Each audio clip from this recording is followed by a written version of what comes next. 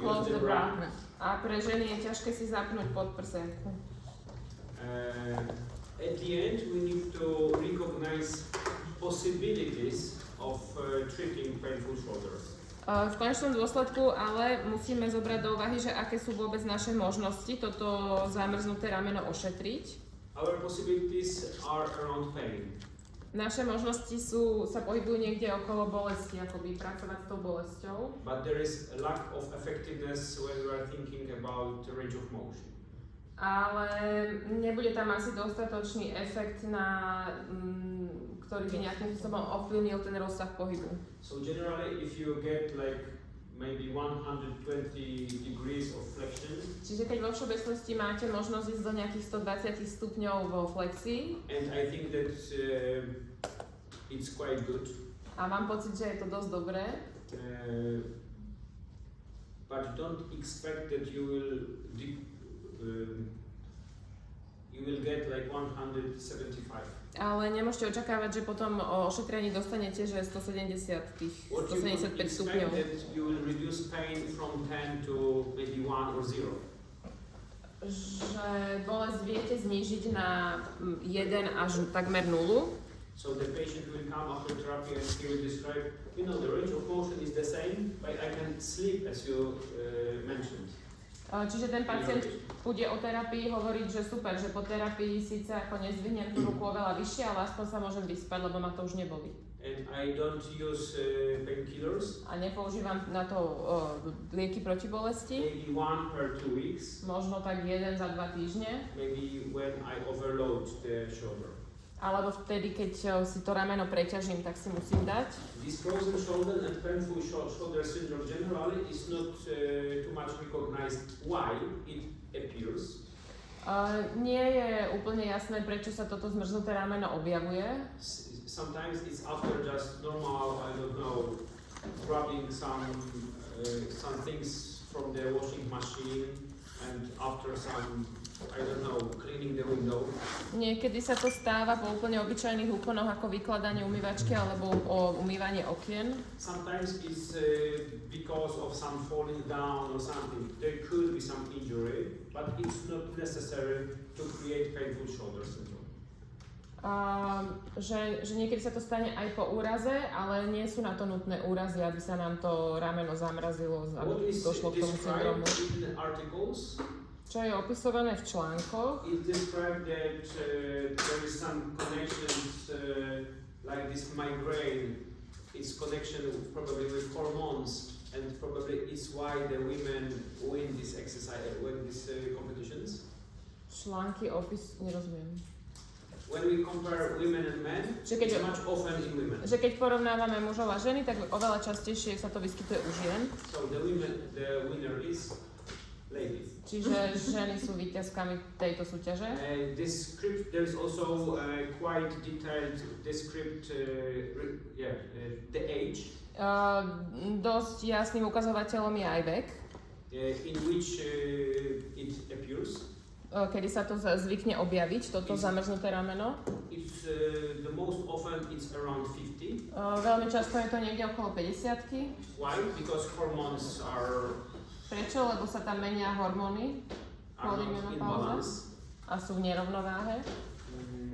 And what is described also with details that this problem lasting like from 4 up to 6 months, the most often. A čo je ešte dostatočne popísané je, že tento syndrom môže trvať niekde medzi 6 až 8 mesiacmi.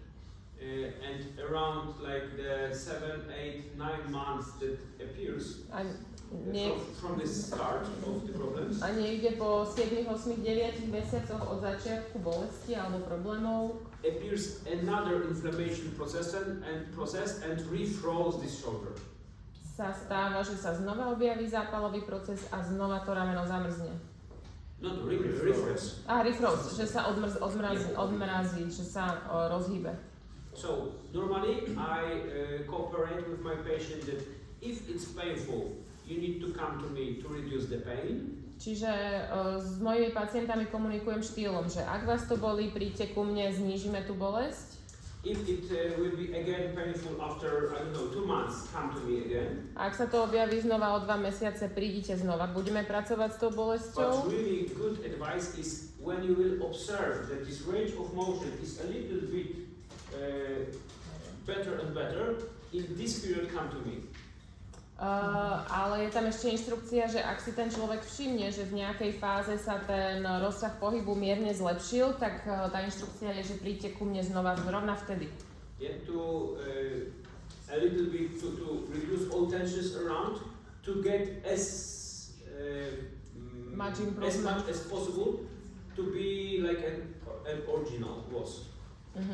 Čiže zrovna v tom čase, keď sa to samé začína rozhýbávať, tak ešte viacej uvoľníme tie tlaky a tie stuhnutia okolo, aby sme dosiahli takmer dokonalý stav čo najskôr. I have patients that they were my patient and after, for example, 1 year or 2 years, they come back with opposite side.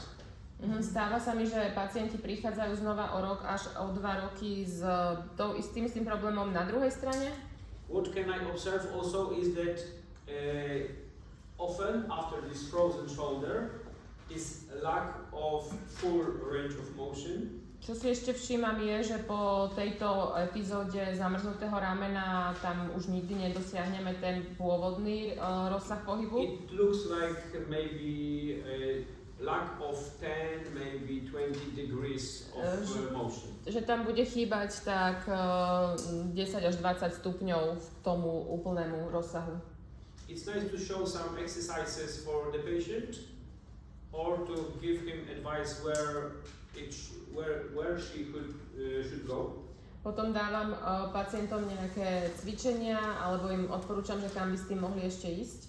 Yeah, for the like medical training or something like this. Za nejakými tými trénermi z medicínskeho prostredia a podobne. Question? Otázka? Because she was stretching. Stretch and it looks like. Okay, the question was, is there any idea how to solve the problem of scapula with some positioning, the general scapula and muscle around? That was the question? Yeah, there was a question. Bola tu otázka, že ako pracovať s lopatkou. You were working with some muscles around. Yeah, we were working with you. Ako pracovať s levátorom scapula. I will show it to you. Ukážem vám to. Elevator scapula is described like a muscle that has some possibility to self-relaxation in internal rotation and in adduction. Levátor má takú špeciálnu schopnosť, že sa dokáže sám seba uvoľniť v takejto polohe, čiže ruka za chrbát. So we will try to use such movement. Budeme sa pokúšať používať tento pohyb. During grabbing and holding whole scapula. Počas palpovania celej tej lopatky.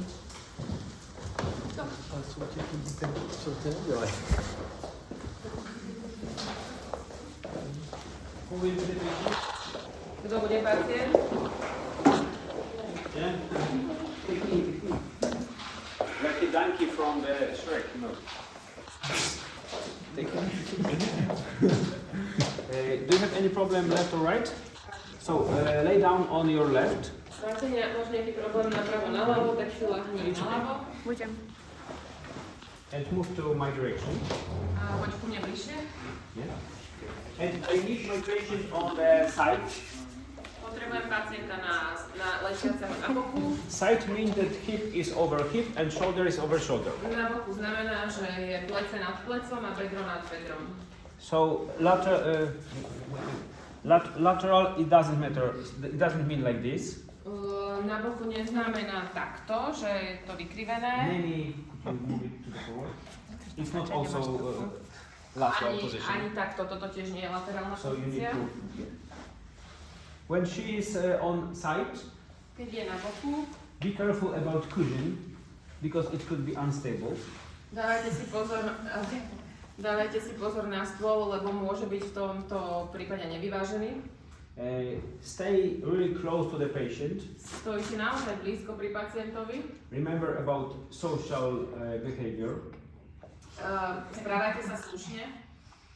It doesn't look correctly. Toto nevyzerá úplne korektne. It's much better like this. Tak to je to Use lepšie. your hip. Použite svoje bedro. And use whole the body. Použite celé telo. Put the hand somewhere here. Dajte si tú jeho ruku hornú niekde sem. Grab the scapula by one hand. Chyťte lopatku do jednej ruky. And try to be as close as possible. Snažte sa byť tak blízko, ako sa dá. Especially when you have the patient with acute pain, like painful shoulder. Hlavne ak máte pacienta s akutnou bolesťou tej lopatky. In painful shoulder patient, remember that this one is really hard task for him. Ak má tú akutnú bolesť, tak dostať ho do tejto polohy môže byť naozaj ťažké. We could a little bit cheat the body. Mali by sme trošku oklamať telo. Because normally when the patient stay and he showed to me that I have problem with this movement. Väčšinou, keď mi pacient stojí, ukazuje, že mám problém s týmto pohybom. There is a lot of tension around his neck, shoulder, scapula and general everywhere. Je tam veľmi veľa napätia v celej tejto oblasti.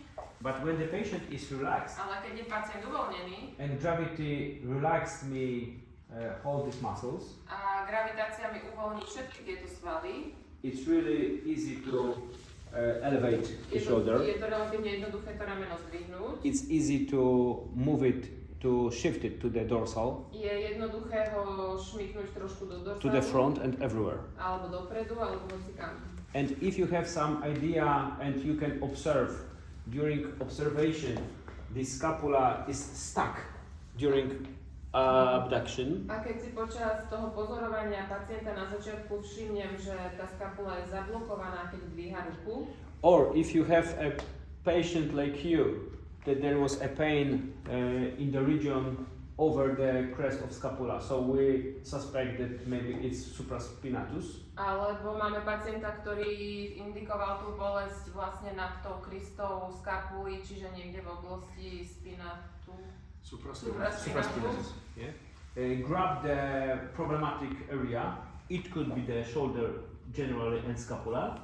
Môžeme chytiť to problematické miesto takýmto spôsobom. Or you can grab supraspinatus. Alebo môžeme uchopiť priamo ten supraspinatus zhora. Remember that their direction is transversally, so I will be palpating up and down. Myslíte na to, že idú takto transverzálne, čiže ja cez ne budem takto like napriečne chodiť tými prstami. And when it's painful, a keď je to bolestivé, I can arrange some movements. Môžem skúšať robiť nejaké pohyby. And I will ask again, is it painful? A budem sa znova pýtať, že ako and to it's the end. A toto je koniec. V tejto polohe to neboli. For your palpation, you need to learn. We'll do the same with diaphragma after a few minutes. Pri vašej palpácii sa musíte naučiť niečo, čo budeme robiť za chvíľu aj s bránicou. You can do anteriorization, posteriorization, up and down rotation, like a flexion and extension. Čiže môžeme robiť pohyb hore, dole, do strany, laterálne rotáciu, side back. But the most effective is 3D. Ale najefektívnejší je pohyb 3D. So everywhere, wherever you could feel the free, you can go there. You should go there. Čiže ideme s tým ramenom proste trojdimenzionálne, ktorýmkoľvek smerom, ktorým to ide najľahšie. Sometimes you just grab. As you observe my body, I stabilize her body by my hip. Niekedy všimnite si, že stabilizujem ju vlastne tým mojim bedrom a lakťom si pritlačam tú ruku k sebe. Yeah. I just grab as many tissues as I can. Snažím sa uchopiť čo najviac tkanív, ako sa dá. To stabilize it. Aby som to zastabilizoval. Sometimes I compress it by my body, as you can see. That it's totally stiff. Maybe not stiff, but blocked, fixed. Yeah, fixed is perfect word. Niekedy to stlačím ešte aj celým mojím telom, hlavne v prípade, kedy je to vlastne celé, aby som to celé zafixoval. For whole scapula, I will grab just scapula. Čo sa týka skapule, tak tou ľavou rukou chytám celú skapulu. I will not press any detailed place. Nebudem tlačiť na nejaké konkrétne miesto. But I will go somewhere when I can see that there is a free direction, the easiest. Pôjdem s tým ramenom niekam, kde cítim, že je to jednoduché, že to je free direction. When you have a patient like you are showing me, the patient, no. You were showing me the patient that is totally stiff with scapulas, it's not possible to put the fingers under inferior angle. Try to do this. Čiže keď mám pacienta, ktorý je tak stuhnutý okolo tých lopatiek, že sa tam podne tým prstom ani nedá dostať. And then try to observe what exchange in mobility of scapula on the chest. Tak skúste spraviť túto techniku a potom si všímajte, že ako sa tá skapula prípadne rozhýbe. Then try to move your fingers under inferior angle. Maybe you will do this much easier. Potom až sa snažte dostať tie prsty pod lopatku a pôjde vám to asi jednoduchšie. When you are thinking about levator scapula muscle, keď rozmýšľame nad levátormi lopatky, levator is relaxed in such position. Levátory sú uvoľnené v tejto polohe. So it means that when I grab the superior angle of scapula and move a little bit to the top and medially, takže to znamená, že keď si tú lopatku uchopím v tom hornom uhle a because I need to go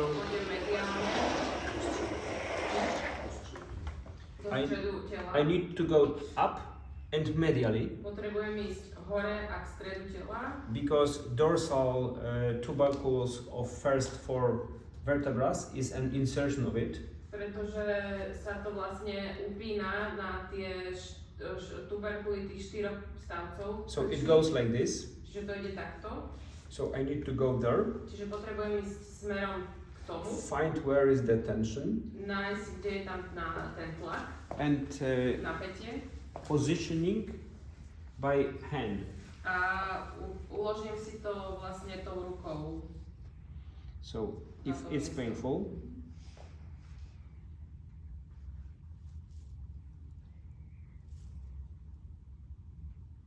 how is it now? The same? Ako je to teraz? Stále to boli rovnako? Look at the hand. Yeah, it's one, so it's almost gone.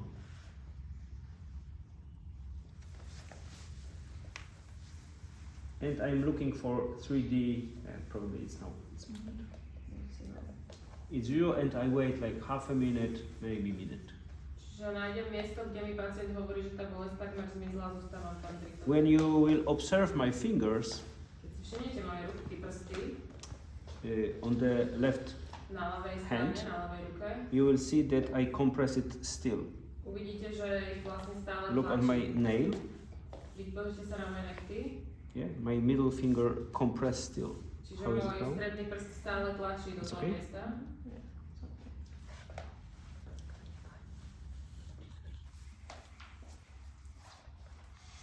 Sometimes Niekedy you will feel that it's really much better in some position, pocítite, že je to oveľa lepšie v nejakej pozícii. and after a few seconds you will get some idea that I will do this. Ale po pár sekundách ucítite, že by ste spravili ešte aj takýto And pohyb this. a potom takýto pohyb. Co je pro nás teda ten efekt, který vytváříme pro mozek? Protože ve většině technikách hledáme vlastně nějaký to omezení, nějakou tu bolest, kterou rozpouštíme, a tady vlastně hledáme ten bezbolestný still point a zůstáváme v něm. Znamená to, že teda to tělo si pamatuje tu bezbolestnou polohu a ukládá. But the question is that what is the effect on the brain with this technique? Because usually we try to find the trigger point and we focus on the point of the pain, but here we are looking for the position of ease. So if it is like making the brain record this feeling, or what's the effect actually? Like why are we doing Effect this way? is combined. Že efekt je kombinovaný. When you compress, you create ischemia. Keď to stlačíme, vytvárame ischemiu. So you show the body that there is lack of blood, try to repair it. Čiže ukazujeme telu, že prosím ťa, tuto máme málo krvi, tak pošli niečo. So alkogen substance. Sorry?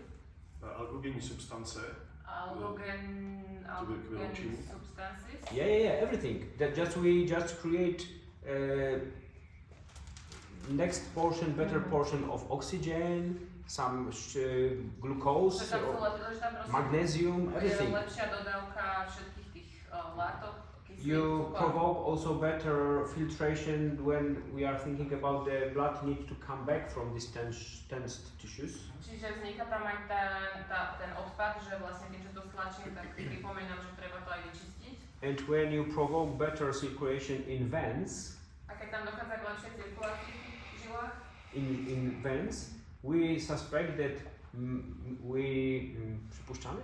Yes, predpokladáme, suspect that if the patient has really a lot of post-treatment reactions, že keď bude mať pacient veľa reakcií potom po ošetrení, it could be that if you provoke better filtration, you filtrate it for the whole body. Je to, že vlastne tú filtráciu tým bodom spustíš v celom tele, So väčšiu maybe miere. the patient will come back and next day he will feel like pain like after training in his leg.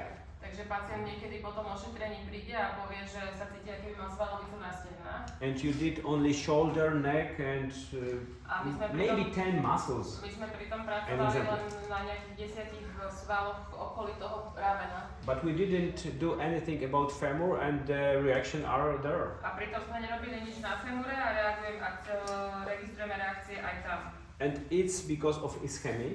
A je to kvôli teda tomu ischemickému efektu. And when you provoke this positional release, it's for nervous system to remember that it's possible to forget about pain, so forget about this abnormal tension, just move back.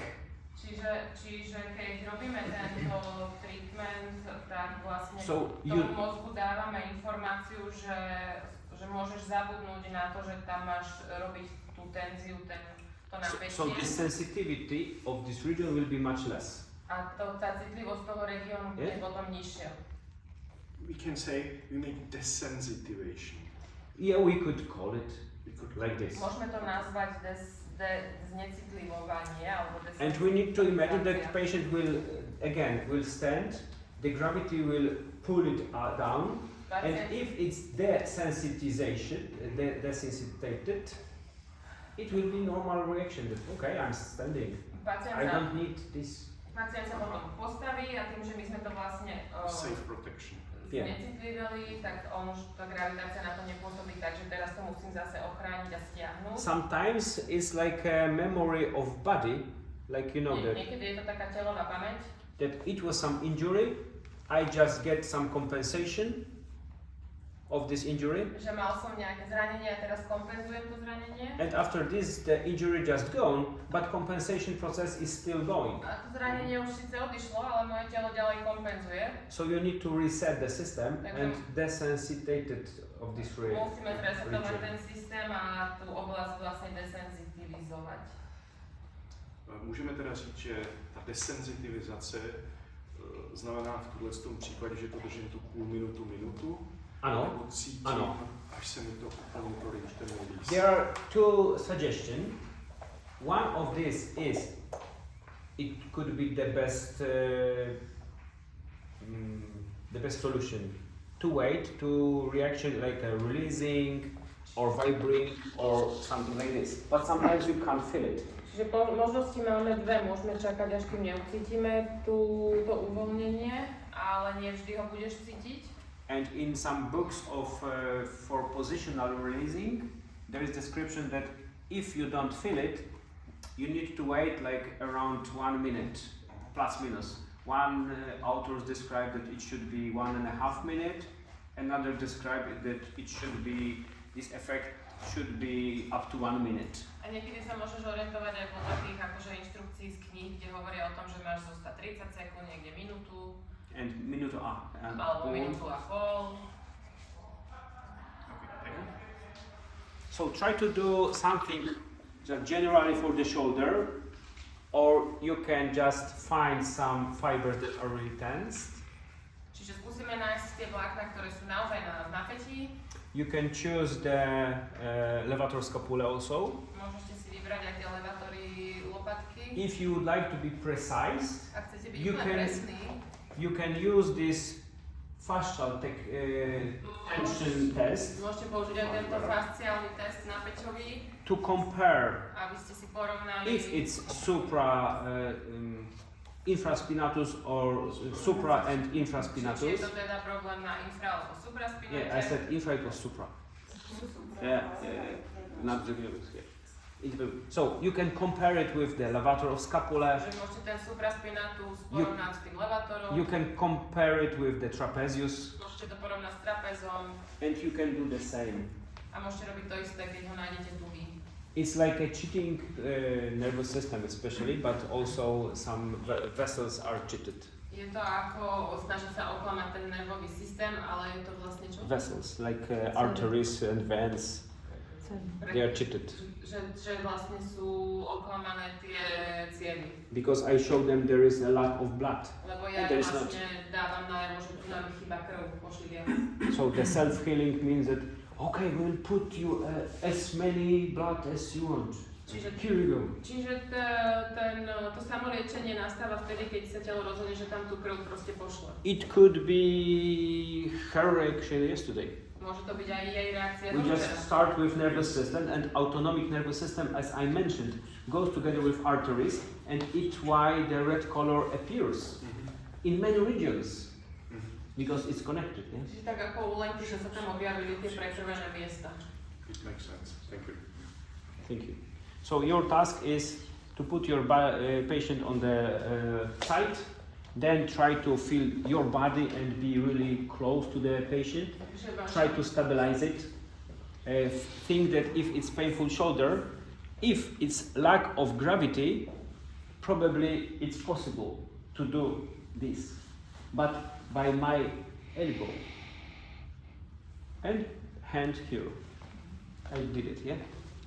So I have internal rotation, adducting, and extension a little bit. It's general procedure for levator. Dávam si pacienta na bok, pracujem s celým telom, opieram sa o neho bokom, nie predkom, snažím sa dostať tú ruku dozadu, môžem to spraviť aj gravitáciou, ale keď to nejde, tak vlastne si pomáham s tým ramenom a dostávam ho do tej extenzie. There are some variation about levator scapula. Nejaké variácie na tie levátory. This variation show me that there is possibility like this, that you start palpating levator in this position. Levátor môžeme palpovať v tejto pozícii. And you do similar situation because you try to pull by wrist. A vlastne dosahujem and whole shoulder should move a little bit like in this position. Dosahujem podobnú polohu, kde tú ruku vlastne ťahám dozadu a zdvíham plece celé. So compression and trying to do something like this. Čiže zatlačím a potiahnem. Stay. You can also get some techniques like for this.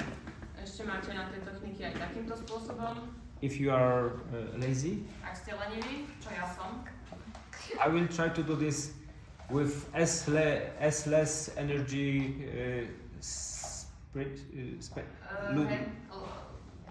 Budete to robiť s najmenej možnou spotrebovanou energiou. So you will grab it. Čiže chytíte. And I will do this. A trošku to potlačím. So my femur is also help a little bit. Čiže pomáham si tu femurom a zatlačam do tej ruky femurom. I stabilize here. Na tej spodnej ruke na zadku som I have really nice contact with the body. A zatlačam, hýbem vlastne s tou nohou. To je obmena toho spolku. Wherever you will stay, you can do this, but think about your body. Your task. You can try this variation also. Robte to z ktorej strany chcete, ale myslíte aj sami na seba a svoje telo. The biggest task is to do this inside. On side. Čiže tá hlavná úloha je robiť tú techniku na boku a potom